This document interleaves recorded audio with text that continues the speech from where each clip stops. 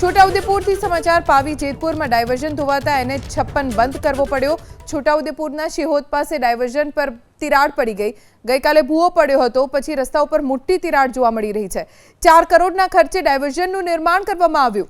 ડાયવર્ઝનના બંને છેડે પોલીસ બંદોબસ્ત ગોઠવવો પડ્યો। સુખી ડેમના 2 ગેટ ખોલીને ભારજ નદીમાં પાણી છોડવામાં આવ્યું। નદીની ઉપર આ બ્રિજ બનાવવામાં આવ્યો છે। જો કે બ્રિજની ગુણવત્તાને લઈને હવે સવાલ ઊભા થઈ રહ્યા છે।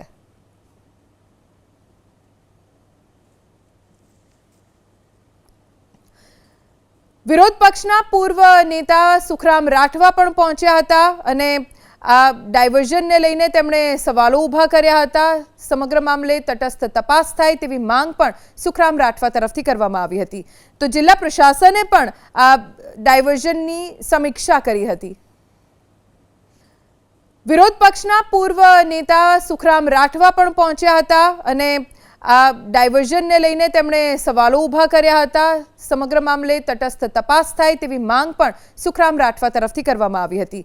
તો જિલ્લા પ્રશાસને પણ આ ડાયવર્ઝનની સમીક્ષા કરી હતી।